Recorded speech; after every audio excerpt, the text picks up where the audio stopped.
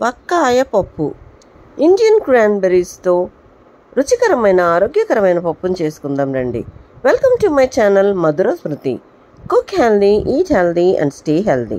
ఓ cup వక్కాయల్ని తీసుకొని శుభ్రంగా కడిగి వాటిని హాఫ్గా కట్ చేయండి.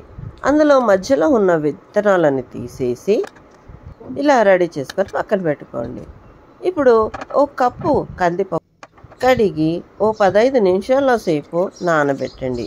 ఇప్పుడు దీన్ని ప్రెషర్ కుక్కర్లో తీసుకొని తగినంత నీళ్లు పోసుకొని 5-6 పచ్చిమిరపకాయలని కట్ చేసి వేసుకోండి.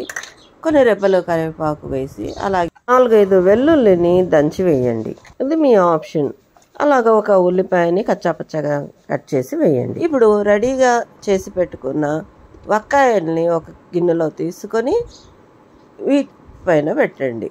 చిటికెడు పసుపు వేయండి. అలాగే తగినంత ఉప్పు కూడా వేసేసి ప్రెషర్ కుక్కర్ మూత పెట్టి 2-3 విజిల్స్ వచ్చేంత వరకు ఉడికించండి. వక్కాయలు డైరెక్ట్గా కనుక పప్పులో వేస్తే పప్పు మెత్తగా ఉడకదు. అందుకనే సపరేట్గా ఒక గిన్నెలో తీసుకొని ఇలా ఉడికిస్తున్నాం. ఇప్పుడు ప్రెషర్ పోయేంత వరకు ఉంచి కుక్కర్ మూత తీయండి. ఇందులో ఉడికించిన వక్కాయ గిన్నెను దాంట్లోనే బోర్లిచ్చేసి పప్పు గుత్తితో మెత్తగా మెదపండి. లేదా మీరు ఉడికించిన వక్కాయని సపరేట్గా తీసి గ్రైండ్ చేసి కూడా వేసుకోవచ్చు. ఈ పప్పుకి గరిటె తాలింపు వేసుకుంటే సరిపోతుంది.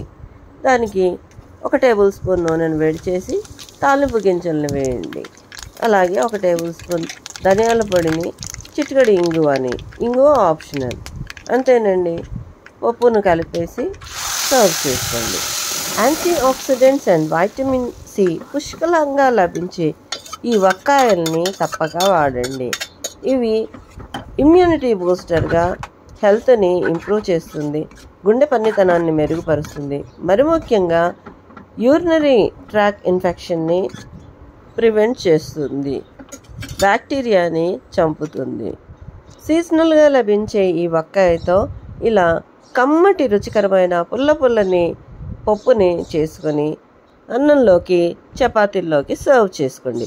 మీకు కనుక ఈ వీడియో నచ్చినట్లయితే లైక్ చేయండి, షేర్ చేయండి. మరిన్ని హెల్దీ అండ్ ఇంట్రెస్టింగ్ రెసిపీస్ కోసము నా ఛానల్కి సబ్స్క్రైబ్ చేసుకోండి.